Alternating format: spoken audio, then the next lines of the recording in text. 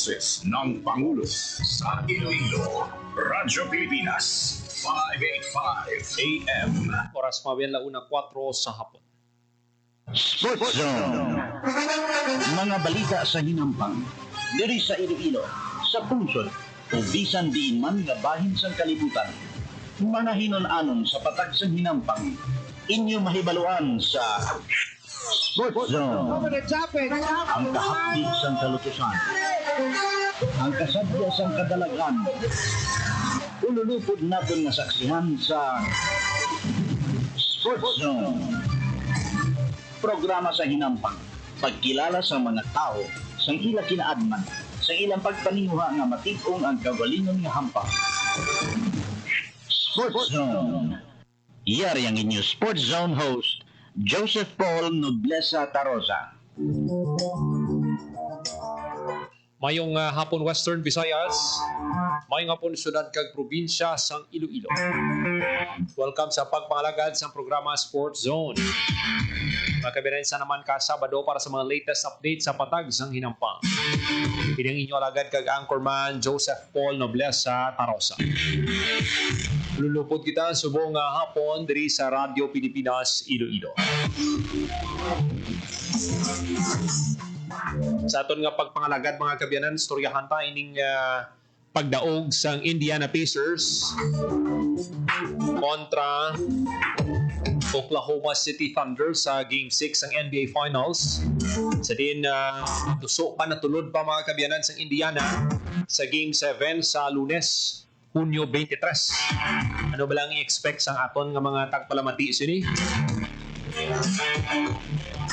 Anong mga dapat nga obrahon sa Indiana para nga makuha ang kadalagaan sa home court sang OKC? Ano naman nga adjustment ang obrahon sang Oklahoma City Thunder? Kagadugang pagid ng mga balita, no? Patpato naton.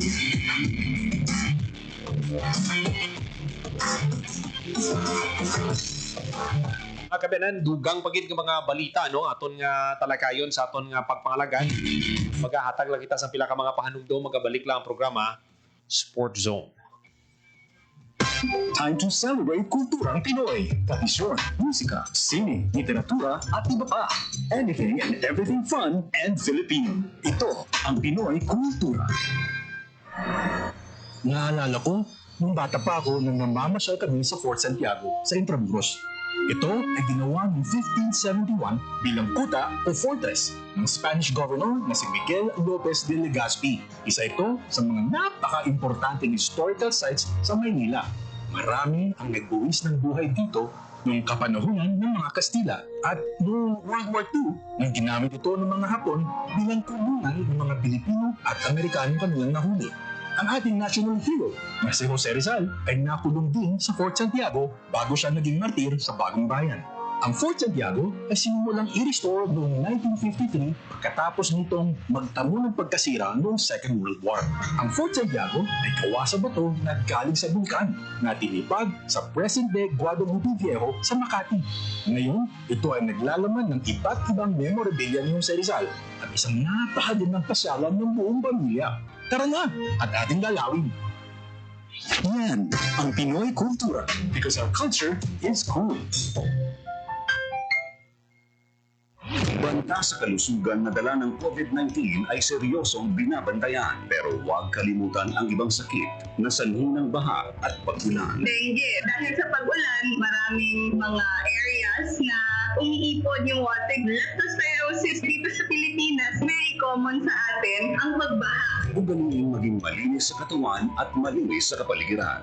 Sa ganitong paraan, siguradong sakit ay maiiwasan. Hanapin natin yung mga breeding ground where infected tenants, baon tayo ng botan, or hintayin natin mawala yung baha. Ngayon, mas nagugugas yung mga tao, mas better yung hygiene. Tayo ang simula. Sa pagiging malinis at maingat, ating malalabanan mga sakit na hatid ng pabago-bagong pihit ng panahon.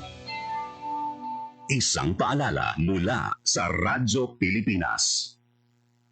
Time to celebrate kulturang Pinoy. Tradisyon, musika, sine, literatura at iba pa. Anything and everything fun and Filipino. Ito ang Pinoy Kultura. Ang kwento ng adobo.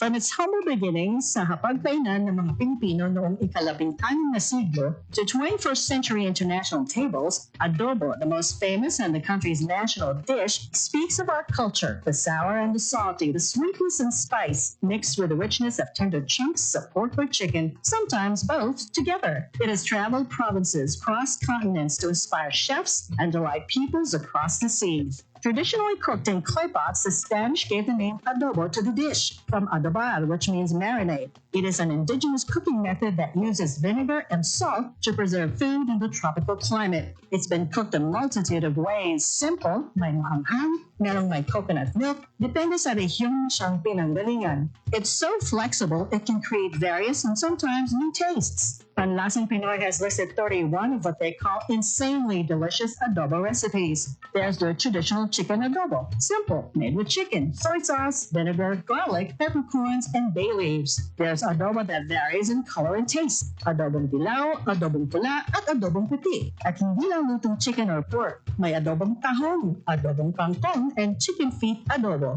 The New York Times once shared on Twitter a simple chicken adobo recipe as comfort food to cook in the middle of winter. The Food Network had its own adobo recipe, and there is apparently a Spanish chicken adobo with chocolate. This humble but iconic adobo is not without controversy. Wikipedia says a trade department once announced plans to standardize the most popular Filipino dishes to make them easier to promote, starting with the adobo. Maraming ginatuwa at pinatikos ang plano. The agency did a 180, said it's not mandatory and will only be done as a benchmark to define a basic traditional recipe para malaman kung tunay na Filipino dish pag nasa international setting. The adobo has been honored abroad, was runner-up in the Best Nouveau Street Food in the 2010 LA Street Food Fest. Philippine Farmer says Chef Gordon Ramsay picked a pork adobo burger in Good Morning America's Battle of the Burgers in 2017. One can say the mix of flavors and spices of this iconic dish is a perfect foil for the Filipino character. It has certainly come a long way and has endured all this time. Simple or fusion elaborate version, the adobo remains to warm hearts and please palates. And bringing Tatak Pinoy to the world, just a bonus. Yan ang Pinoy kultura because our culture is cool. Time to celebrate kulturang Pinoy. Tradisyon, musika, sining, literatura, at iba pa. Anything and everything fun and Filipino. Ito ang Pinoy kultura. Bahay kubo, kahit munti. It's a song Filipino mothers teach their kids early on. A sort of teaching song. Natuturo sa mga bata magbigkas ng salitang Pilipino. Of all things, pangalan ng mga gulay. And maybe encourage them to eat vegetables? Everyone knows it. If you don't, hindi ka lalaking batang Pilipino. Wikipedia describes it as a Tagalog folk song that talks about a cube house made of bamboo with a roof of nipa or palm leaves, surrounded by different vegetables found in the Philippines. Wikipedia says it's from the lowlands of Luzon. It's said to have been written by national artist Felipe Padilla de Leon, was first included in the collection of Filipino folk songs in 1924. In 1966, famous soprano Sylvia La Torres sang her version of it on her album. Bahay, kubo, kahit munti. In 1968, Sampaguita Pictures made it into a movie based on the lyrics. Ryan Cayabyab included it in his album. Lea Salonga sang it. Ang halaman doon ay sari-sari. The UP Madrigal singers sang it at the 116th anniversary of the First Philippine Republic.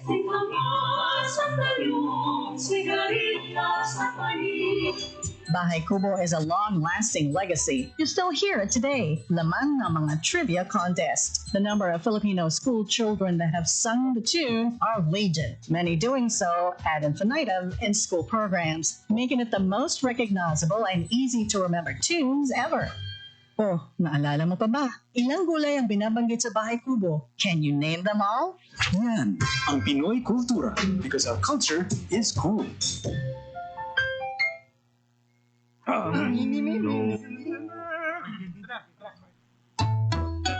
Ang sumitsip ay pang-mang-mang, ang sumipot ay pang-bung-bang.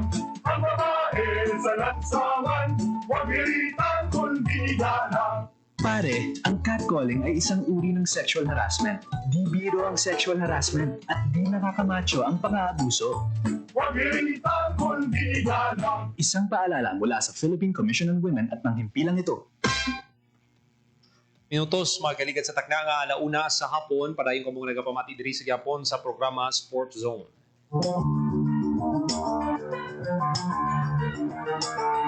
Magkabiyanan ang Bataan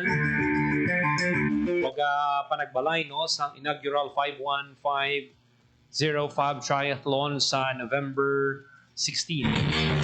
Ito yan sa event no na maposisyon ng probinsya as a premier triathlon destination sa Pilipinas.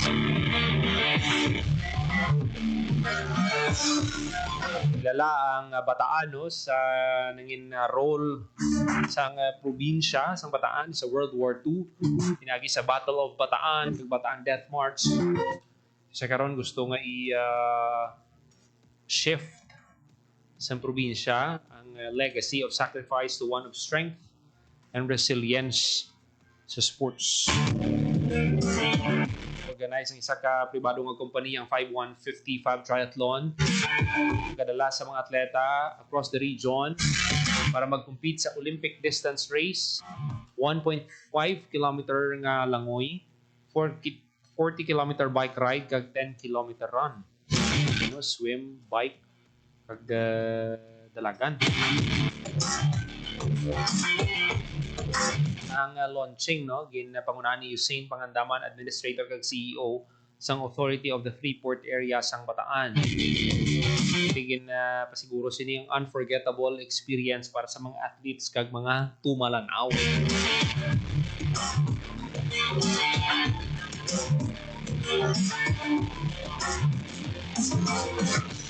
Basta nga nag-join ka sa triathlon, dapat kagid, kondisyon ka.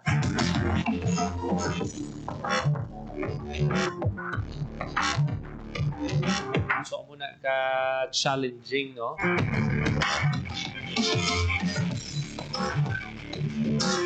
Pero tikon nasanay ka naman niya sa amuning mga kompetisyon, nagkapati kita nga gamay lang niya nga preparasyon. Sigurado gid niya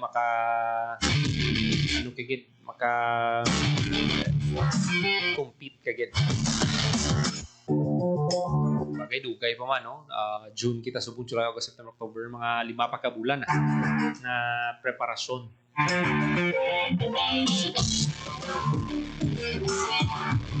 17 minutos makaligat sa takna nga alauna sa hapon.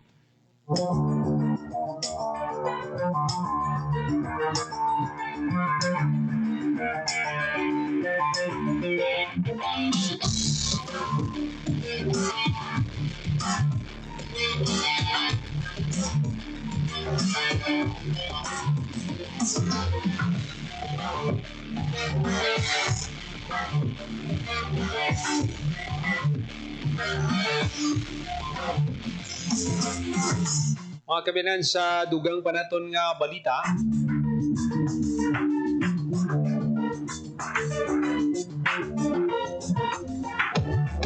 Sa naman ka maayong balita no, si Alex Yala makes it to the entry list sang Wimbledon. Si Alex Yala currently ranked number 77 sa bilog nga kalibutan is on track para sa second Grand Slam main draw appearance sa 2025 Wimbledon Championships sa London. Ang 20 anyos nga Filipina has been officially included sa entry list for the world's most prestigious grass court tournament. Gin-publish sang events website. Ang official draw for Wimbledon is scheduled may release sa Hunyo 27, 3 days before the start sang third Grand Slam tournament. Sunod sa WTA, a player included sa entry list is either seeded into the main draw, granted a wild card, or made in through qualifying. Mga dumduman sang aton nga mga tagpalamati isang last May 25, Yala made her professional Grand Slam debut sa French Open through her campaign ended early with a first round loss kay Emiliana Arango. Transitioning to grass shortly. Kaya padayon sa pag-compete si Yala, 3 tournaments with mixed results. Tumayo gid ini nga balita para kay Alex Iyala.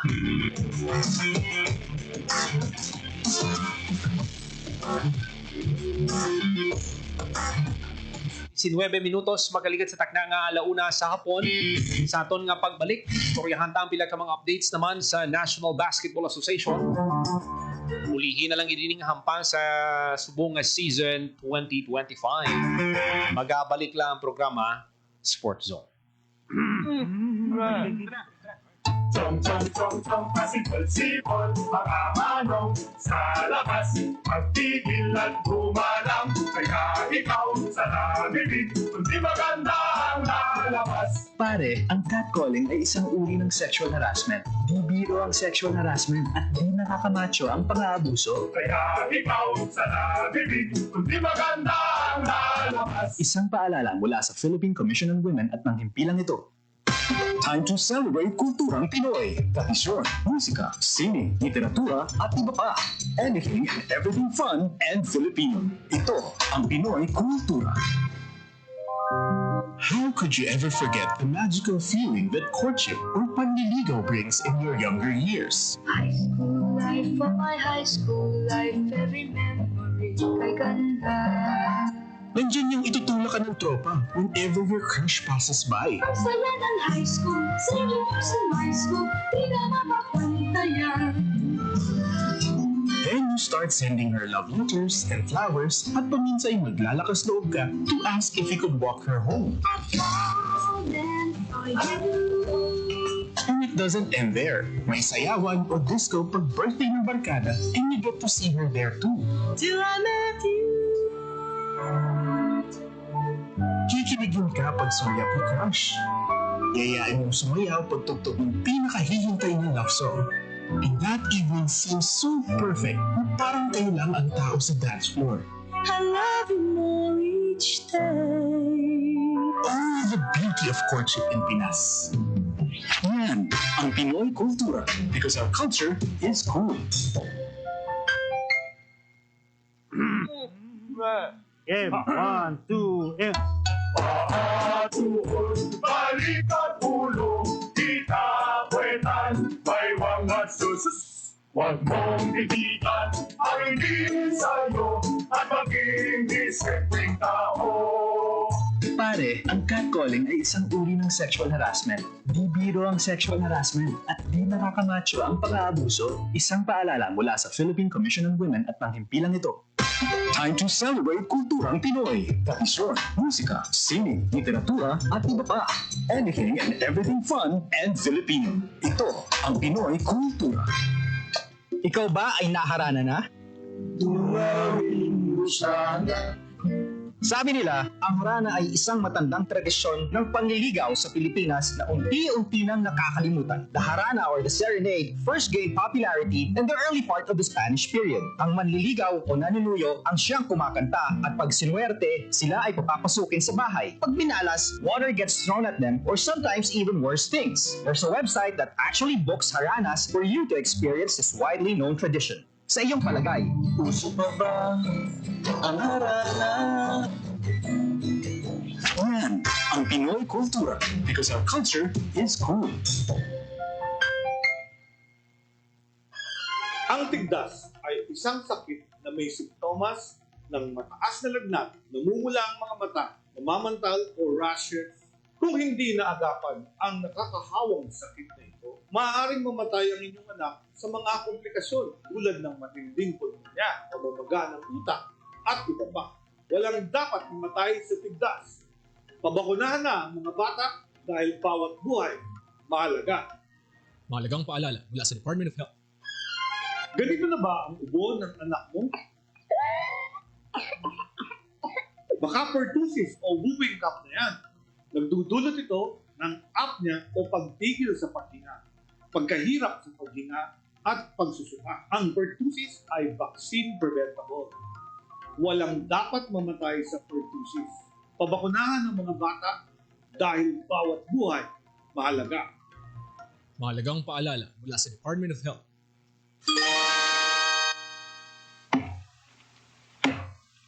Kuya Bistik, bakit mo pinuputol ang bakawan? Panggatong bitoy. Mabuting bakawan, maningas pag natuyo. Sabi ng teacher ko, mahalaga daw ang bakawan. Oo. Sabi ng teacher ko, dito nangingitlog, lumalaki, at nagpaparami ang ibang mga isda. Pati alimango sa mga hipon. Bakit sa kabilang barangay ginawa ng palaisdaan at resort ang bakawan nila? Kaya nga raw umuunti ang nahuhuli nating isda at mga lamang dagat dito. Dapat daw, parusahan ang mga namumutol ng bakawan. Sabi ng teacher mo yon? Hindi. Sabi ni Lolo yun. Bitan! Lagot! Ayun si Lolo. Alagaan ang ating mangrove areas. Hindi mapapalitan ng fish pond, hotel at mga resort ang maraming pakinabang ng mga tao mula sa mga mangrove forest. Paalaala mula sa Integrated Environmental Management for Sustainable Development Program, DENR, at ng palatuntunan ito. Time to celebrate kulturang Pinoy. Tradisyon, musika, sining, literatura at iba pa. Anything and everything fun and Filipino. Ito ang Pinoy Kultura. Ang kwento ng adobo. From its humble beginnings sa hapagkainan ng mga Pilipino noong ika-16 na siglo to 21st century international tables, adobo, the most famous and the country's national dish, speaks of our culture, the sour and the salty, the sweetness and spice, mixed with the richness of tender chunks of pork or chicken, sometimes both together. It has traveled provinces, crossed continents to inspire chefs and delight peoples across the seas. Traditionally cooked in clay pots, the Spanish gave the name adobo to the dish, from adobar, which means marinade. It is an indigenous cooking method that uses vinegar and salt to preserve food in the tropical climate. It's been cooked a multitude of ways. Simple, may maanghang, merong may coconut milk, depende sa rehiyon na siyang pinanggalingan. It's so flexible, it can create various and sometimes new tastes. Panlasang Pinoy has listed 31 of what they call insanely delicious adobo recipes. There's the traditional chicken adobo. Simple, made with chicken, soy sauce, vinegar, garlic, peppercorns, and bay leaves. There's adobo that varies in color and taste. Adobong dilaw, adobong pula, at adobong puti. At hindi lang lutong chicken or pork. May adobong tahong, adobong kangkong, and chicken feet adobo. The New York Times once shared on Twitter a simple chicken adobo recipe as comfort food to cook in the middle of winter. The Food Network had its own adobo recipe. And there is apparently a Spanish chicken adobo with chocolate. This humble but iconic adobo is not without controversy. Wikipedia says a trade department once announced plans to standardize the most popular Filipino dishes to make them easier to promote, starting with the adobo. Maraming hindi natuwa at pinatikwas ang plano. The agency did a 180, said it's not mandatory and will only be done as a benchmark to define a basic traditional recipe para malaman kung tunay na Filipino dish pag nasa international setting. The adobo has been honored abroad, was runner-up in the Best New Street Food in the 2010 LA Street Food Fest. Philippine Primer says Chef Gordon Ramsay picked a pork adobo burger in Good Morning America's Battle of the Burgers in 2017. One can say the mix of flavors and spices of this iconic dish is a perfect foil for the Filipino character. It has certainly come a long way and has endured all this time. Simple or fusion elaborate version, the adobo remains to warm hearts and please palates. And bringing Tatak Pinoy to the world, just a bonus. Yan ang Pinoy Kultura because our culture is cool. 27 minutos, magaligad sa takna nga launa sa hapon, padayon ka mga nagapamati diri sa Gyapon sa programa Sport Zone. Mga kabyanan, sa nasiling na naton ang Indiana Pacers live to fight another day. Push sa Indiana ang serye sa winner-take-all Game 7 matapos naging lutos nilang Oklahoma City Thunder kahapon 108-91 sa ilang home court. After sang dinami nga performance sa par performance ni Tyrese Haliburton mangod sang calf strain, nagbawi mga kabyanan ng Indiana 108-91 na.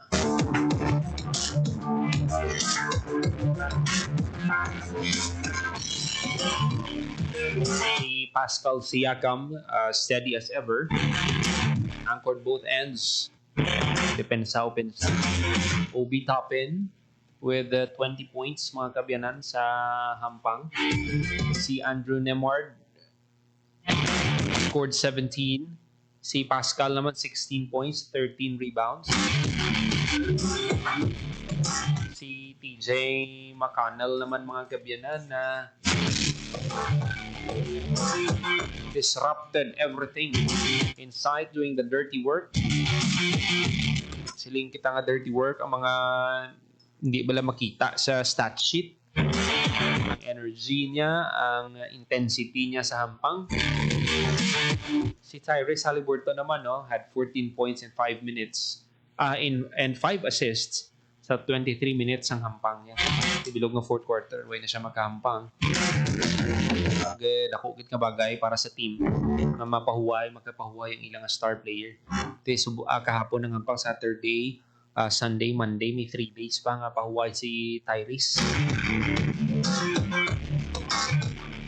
Tang sa Oklahoma City Thunder naman, si SGE sa gyapon ng leading scorer with 21 points. 16 points naman si Jalen Williams. After some back-to-back wins nila sa Game 4 ka Game 5, napastawan ng Thunder ng close out ang serye sa home court ng Indiana.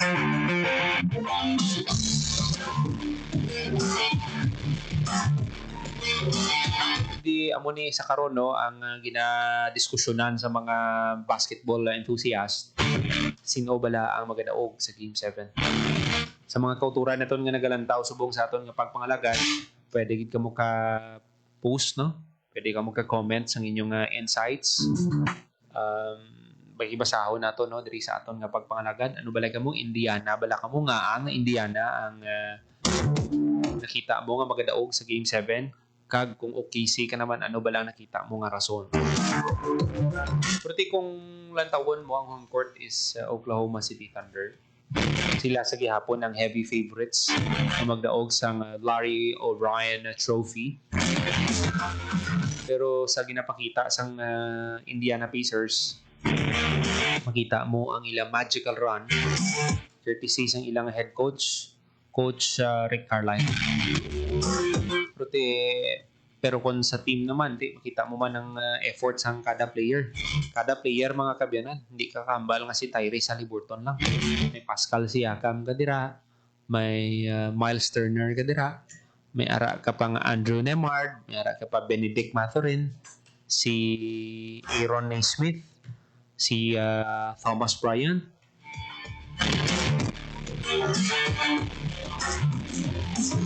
si Obi Toppin. Kadamo gid sang players ang Indiana nga nag-contribute mga kabyanan since nag-start ang playoffs. Din nga nakontra nilang Milwaukee Bucks sa first round. Nag-advance sila sa second round, Cleveland Cavaliers. Wala sang may nagpili sa ila. Amo na nga ganado sila maghampang. Bisan nga underdog sila. Sa piyak naman yung OKC, all throughout sang playoff run nila, sila ang ginapaboran gid nga madaog sa kada serye. Memphis mo gitong first. Memphis pag-abot sa second round, Denver Nuggets sila man tong ginapaboran nga madaog. Pag-abot sa conference finals, Minnesota, Oklahoma man to sa gihapon. Kumbaga do ay gito yasang may do ilisipon lang ang mambal nga Minnesota kami, Denver kami. Pero para sa ako niya may advantage, may disadvantage man para sa Oklahoma. Pero lantawon ta sino ba lang magadaog sa ila. Kung sino ang may willingness magdaog, ang may mas kibalan mo ay na ni home court mo lang ni masiling ko. May advantage ang Oklahoma, siyempre yung home court, pero sa ginapakita sa karon sang Indiana, doon di natin makita mangin mahapos, hindi natin makita nga mangin mahapos para sa team sang Oklahoma ang Game 7. Kaya ang nadumduman ko nga Game 7, balikan talang gamay ang ulihi nga Game 7 sa NBA Finals, amo ni ang natabo mga kabyanan sang 2016. Kung nadumduman nyo, ang sambuwa sa to, Golden State Warriors, the pick pa to si Steph Curry. kontra kay LeBron James, mga kabyanan. 3-1 to ang serye. Abansi ang Golden State Warriors. Pero na streetan sila 3 kahampang sa Cleveland Cavaliers. Game 5, 40 points to. Duwagin sila si LeBron kag si Kyrie Irving. Pag Game 6, balik sa home court nila sa Cleveland, tinambakan man to nila ang Golden State. Pero pag-abot sa Game 7, naging close ang hampang. Kag nagkinalantaw na to, mga mo maning matabo sa Game 7. Hindi ni nga takong bansyanay. Ako nakita ko gid yang close ni. Hindi ni nga magtambakanay kay kung ako ang Indiana, mapa Game 7 pa ko para lang magpatambak. Siyempre, ang goal sang team, push naton ini sa Game 7, dag-on tani. So, amo na, sa mangin, neck and neck, yun ang panganay nila. Mga kabinan, ang Game 7 sa tunga sang OKC kag Indiana, ika-5 ini since 2000. Kag 20th sa NBA history.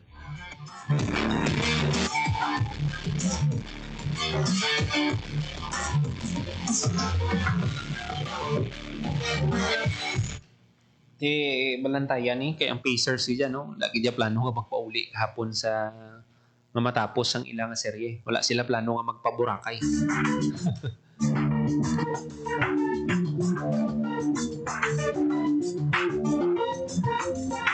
9 years ago, Game 7, no? Cleveland Cavaliers, ginlutos mga kabyanan ng Golden State Warriors. Finals MVP, LeBron James, down 3-1 against the record-breaking 73-9 Warriors. Ang Cavaliers authored the greatest comeback sa NBA Finals history. Nga na siling naton nga greatest comeback in NBA Finals history. Wala prior sa pagdaog sa Cleveland, wala sang team nga nakabalik sa 3-1 deficit. Buot silingon kung ang serye 3-1 na, wala gid sang team nga nakalagas until nga naghampang si LeBron kag Kyrie sa 2016. Game 5, 41-point performance. Amuman sa Game 6. Sa Game 7, triple-double din siya mga kabyanan. Iconic chase down block bala ni LeBron kay Andre Iguodala. Kag ang clutch step back 3 ni Kyrie Irving sealed a 93-89 win sa Oracle Arena for the franchise first ever NBA title. Amo ni ang ginalantaw nato, no? Ang OKC sang Seattle Supersonics na franchise, kung di kita magsala, naka-champion sila. Pero sa OKC, wala pa. Ang Indiana, pag sa karera nila, Reggie Miller, lapit na lang gito, tani. Galing kito, siyempre, naka-enkwentro mo, Shaquille O'Neal kag Kobe Bryant. Ako nagapati kung nga maging close ni hampang. Inabangod ang mentality sa mga players. Bihira lang nga nakasulod ka sa final subong, next year makasulod ka liwat. Pailang base umalis sa 2019 niya. 2019 ang nag-champion Toronto Raptors. As subong wala nakabalik ang Toronto sa finals. 2020 Los Angeles Lakers. Ang pamangkot, ang Lakers nakabalik bala sa finals. Wala. 2021 Milwaukee Bucks. Lutos sa Milwaukee Bucks ang Phoenix Suns. Nakabalik sila sa finals after isang pagkampiyon nila. Wala. Ato kita sa tuig 2022, Golden State Warriors. Nakabalik ba lang Warriors? Wala man. 2023, Denver Nuggets. 2024, Boston Celtics. Pagsubong nga tuig, sino balayan ang magapangibabaw? Si OKC, Oklahoma City Thunder. Ay napangunahan sa ilang star player dira, si Shai Gilgeous-Alexander. O po nang duo nga si Jalen Williams o si J-Dub. 2013, Miami Heat ginlutos ang San Antonio Spurs 7 games. Hindi ko ginimalipatan, press ka pa ni sa akon nga memoryang natabo nga ni. Hindi ginimalipatan sa mga fans ng San Antonio. 2013 na. Abanse sa series ini ang San Antonio. 3 games to 2. Abot sa game 6. Ito ba lang nga nag-anom na itong abanse sa San Antonio, though less than 40 seconds ang nabilin sa hampang. Pero wala naka-convert sa pila ka free throw ang San Antonio Spurs. Nagresulta sa ilang nga pagkapirti mga kabyanan sa Game 6. Pero pag Game 7, ay na sila nakadaog mga kabyanan.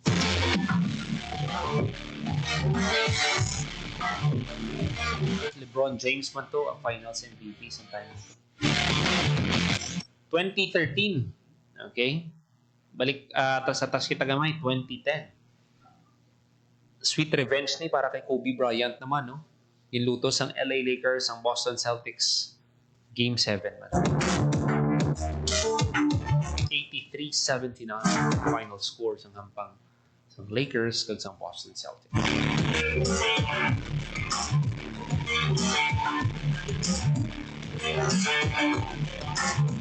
40 minutos makaligat sa takna ng alauna sa hapon.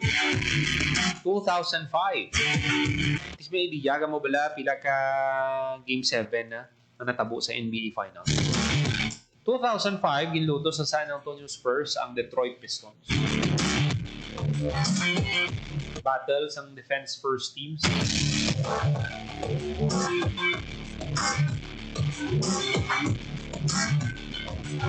Detroit ang nagpuwersa sa Game 7 courtesy of Chauncey Billups. Ito yung steady output naman, steady brilliance ni Tim Duncan ang nagpangibabaw. Ang two-time MVP posted 25 points and 11 rebounds sa 81-74 victory sa San Antonio Spurs sa Detroit Pistons.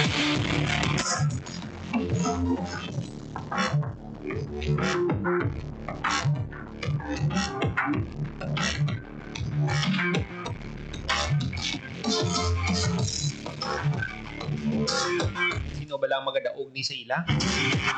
Pero para sa akin, anybody's ball game. Hindi ka niya kambal subong alyamado pa. Okay, hindi. Kung may edge gid man gamay, tama ang gamay. Muna nga dapat makita mo, lantawon mo gid, no? Sino ba lang daog sa ila.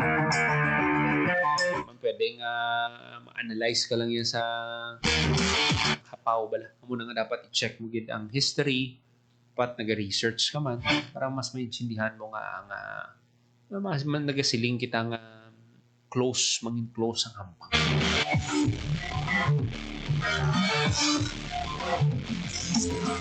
Best of luck yun, no, sa tanan nga teams, sa duha ka teams, no? OKC, Indiana. Kung sino man ang magdaog sa ila, deserve gid na nila mga kabyanan ng kampyonato. Muna nga dapat ang duha ka team nga ni, no? Sino man ang magdaog dapat respetuhon nila. Dapat ang spirit of sportsmanship gid magpabilin sa tagsa ka player.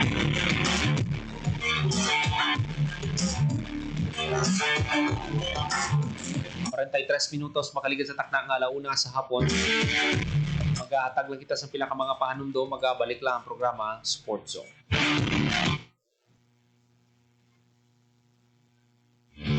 Banta sa kalusugan na dala. Bantayan pero huwag kalimutan ang ibang sakit na sanhi ng baha at pag-ulan. Dengue. Dahil sa pag-ulan, maraming mga areas na umiipon yung water. Leptospirosis dito sa Pilipinas, very common sa atin ang pagbaha. Ugaling maging malinis sa katawan at malinis sa kapaligiran.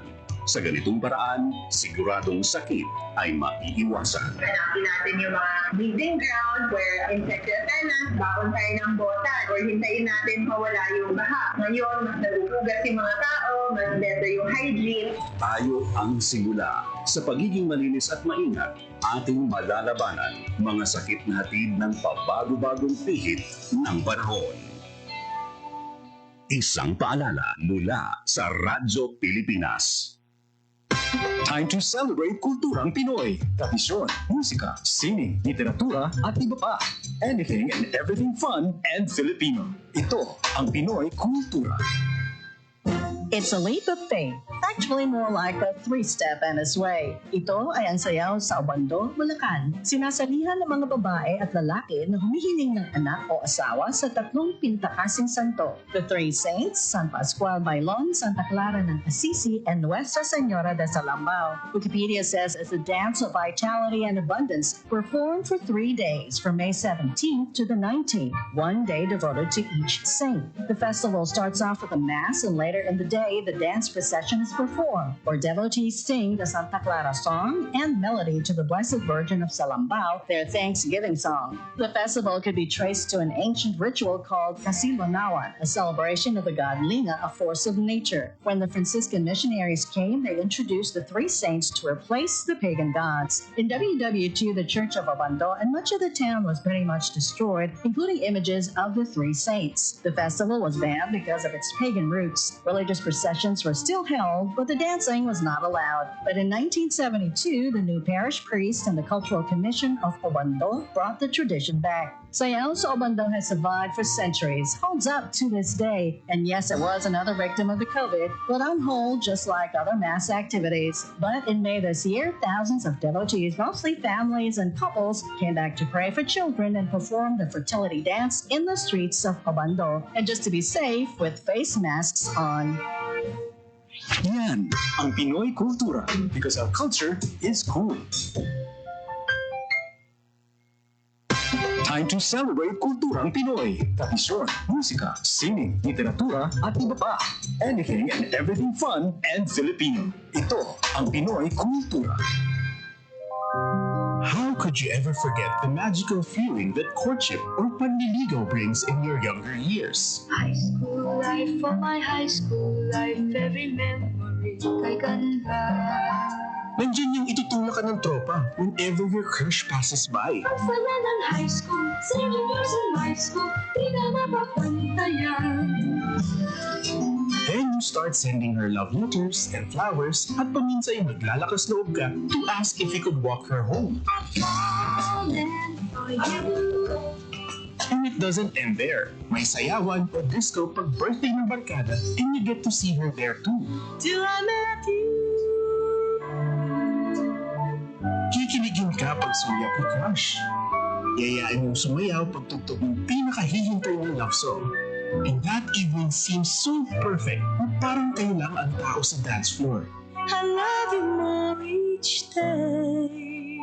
Oh, the beauty of courtship in Pinas. Yan ang Pinoy Kultura because our culture is cool. Time to celebrate kulturang Pinoy. Tradisyon, musika, sining, literatura at iba pa. Anything and everything fun and Filipino. Ito ang Pinoy Kultura. Bahay kubo, kahit munti. It's a song Filipino mothers teach their kids early on. A sort of teaching song. Natuturo sa mga bata magbigkas ng salitang Pilipino. Of all things, pangalan ng mga gulay. And maybe encourage them to eat vegetables? Everyone knows it. If you don't, hindi ka lumaking batang Pilipino. Wikipedia describes it as a Tagalog folk song that talks about a cube house made of bamboo with a roof of nipa or palm leaves, surrounded by different vegetables found in the Philippines. Wikipedia says it's from the lowlands of Luzon. It's said to have been written by national artist Felipe Padilla de Leon, was first included in the collection of Filipino folk songs in 1924. In 1966, famous soprano Silvia La Torres sang her version of it on her album. Bahay kubo, kahit munti. In '68, Sampaguita Pictures made it into a movie based on the lyrics. Ryan Cayabyab included it in his album. Lea Salonga sang it. Ang halaman doon ay sari-sari. The UP Madrigal singers sang it at the 116th anniversary of the First Philippine Republic.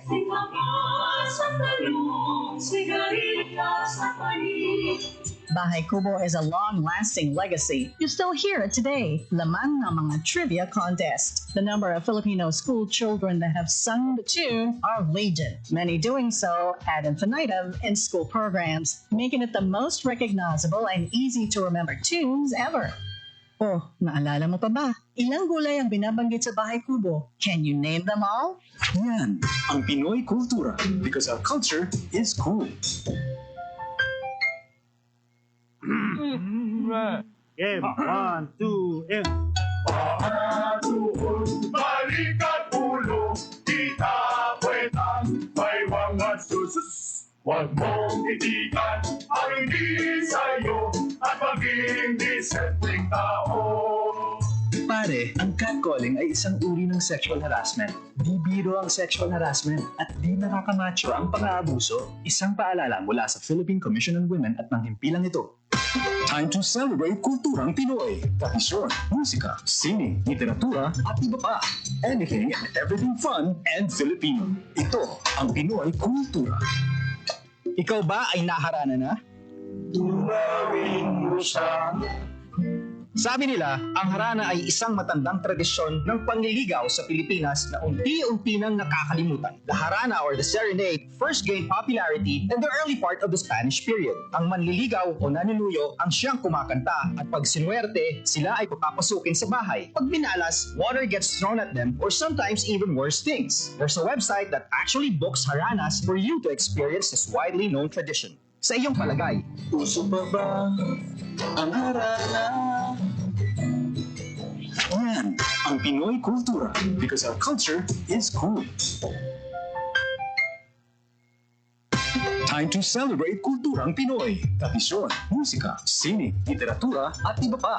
Anything and everything fun and Filipino. Ito ang Pinoy kultura.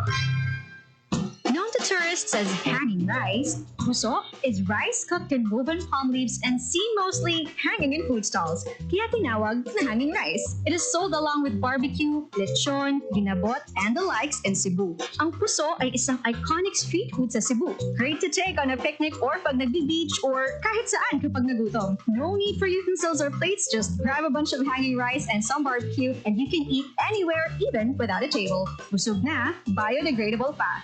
So don't forget to have some when you visit the Queen City of the South. Yan ang Pinoy kultura because our culture is cool. 52 minutos pagkaligan sa takdang alauna sa hapon pa ko mga nagapamati diri sa Japon sa programa Sports Zone. Natamyaw naton sa mayong hapon ng mga nakatutok sa aton nga live subong nga hapon. Sa mga nagpamati sa aton sa Radio 585 kHz, madamong gid nga salamat. Mga kabinan ng iban pagid ng mga balita sa hinampang patpato naton sa masunod nga edisyon sang programa Sports Zone. Pinapsalamatan naton aton mga kaupdanan sa technical side, Mr. Rochelle Jones Otahero sa studio sa transmitter, Mr. John Magallanes. Para sa bagong Pilipinas, Joseph Paul Noblesa Tarosa, Radio Pilipinas, Radio Publiko. Kung di ninyo kami iniwat sa sunod nga semana sa isa pagid ka oras nga programa sa pagtibong sang hinampang kag sportsmanship. Ini ang Sports Zone. Ang inyong tulay sa himpapawid ng serbisyo publiko, ang Presidential Broadcast Service, Radyo Pilipinas, Radyo Publiko. Radyo Pilipinas, Radyo Publiko. Kinilala ng pang-international at prestigyosong Asia Pacific Broadcasting Plus Awards 2025 para sa kategorya ng Government Streaming. Ito ay dahil sa epektibo nitong pagsasanib ng mga tradisyonal na media tulad ng telebisyon, radyo at print para masabayan ang mabilis na pag-inog ng mundo ng digital at social media tungo sa mas epektibong paghahatid ng mahahalaga at napapanahong mga impormasyon sa mamamayang Pilipino. Kinilala rin ang Radyo Pilipinas dahil sa patuloy na pag-akyat ng rating. Ngayon ay matatag sa pang-4 na pwesto sa Mega Manila ayon sa pinakahuling Nielsen Radio Audience Measurement Survey.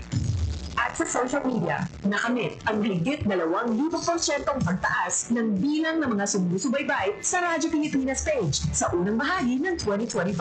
Patunay ito na ang inyong Radyo Pilipinas Radyo Publiko ay tunay na kaagapay ng inyong pamahalaan sa paghahatid ng serbisyo sa mga mamamayang Pilipino. Mula sa aming lahat, sa ngalan ng inyong pamunuan at mga kawani ng Presidential Broadcast Service, kasama ang inyong mga himpilan ng Radyo Pilipinas sa buong kapuluan.